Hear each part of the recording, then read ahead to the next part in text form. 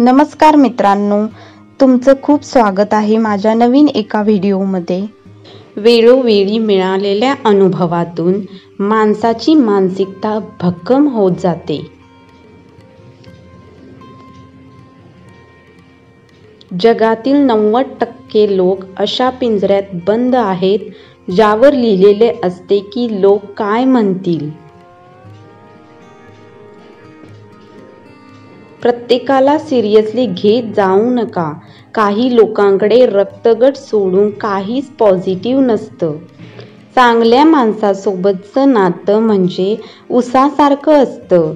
तुम्ही त्याला मोडा, पिळा, ठेचा, कुटा, तरीही त्यातून गोडवाच मिळतो।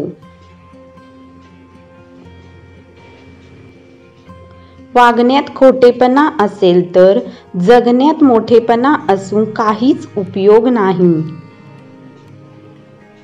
काही माणसांना सवय असते हातात असलेला हिरा जाण्याची, कोळशाकडे।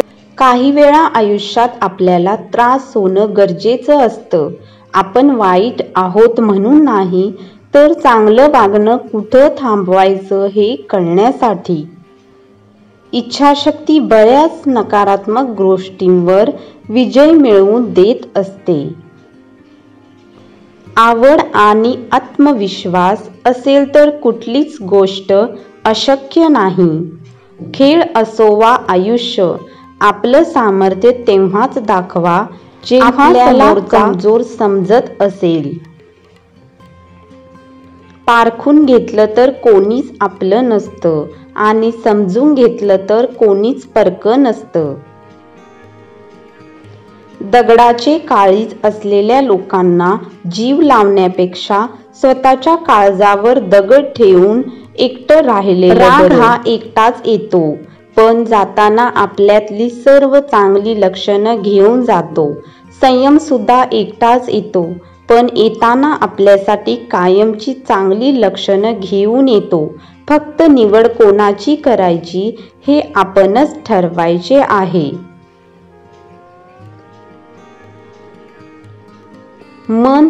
मनातलं सांगायला मनाची माणसं लागतात, मानाची नाही। जे आपल्याला विसरले आहेत त्यांना तेवढ्याच पद्धतशीरपणे विसरता आलं पाहिजे। स्वतःसाठी जगता आणि तितकंच कठोर होता आलं पाहिजे। स्वार्थी लोकांच्या भावना मेलेल्या असतात, त्यामुळे दुसऱ्यांना धोका दिल्याचा पश्चाताप त्यांना कधीच होत नाही आणि म्हणूनच लोकांचा वापर करून घेणं त्यांना खूप चांगलं जगाला दाखवण्यासाठी नसतं। मनापासून जे सांभाळलं जातं ते खरं नातं असतं।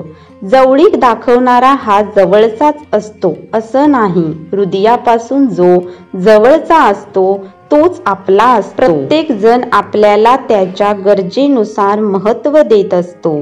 आपला भ्रम असतो की त्याच्यासाठी आपण खूप खास आहोत।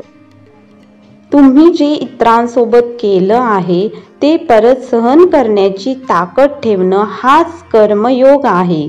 निसर्गाचा भागाकार निशेष असतो, तो व्याजासकट सगळं परत करतो। आपल्या माणसांमध्ये राहून परकेपणाचा भास होण्यापेक्षा एकटेपणा स्वीकारलेला केव्हाही योग्य असतो। वेद वाचण्यापेक्षा वेदना वाचता आल्या पाहिजेत। माणसाकडे पैसे, प्रसिद्धी, सुंदरता, अहंकार, गर्व ह्या गोष्टी असू दे, पण त्यांची लायकी ही त्यांच्या स्वभावातूनच समजते। मुखवटे लावून स्वतःची पापं झाकणाऱ्या लोकांमध्ये गुंतून पडू नका, नियती त्यांचा हिशोब नक्की करेल। समोरच्याला समजून सांगूनही तो समजत नसला तर स्वतःला सांगा की हा माणूस आपला नाही, इथे वेळ वाया घालवायचा नाही। आजचा व्हिडिओ जर तुम्हाला आवडला असेल तर सबस्क्राईब करायला विसरू नका। धन्यवाद।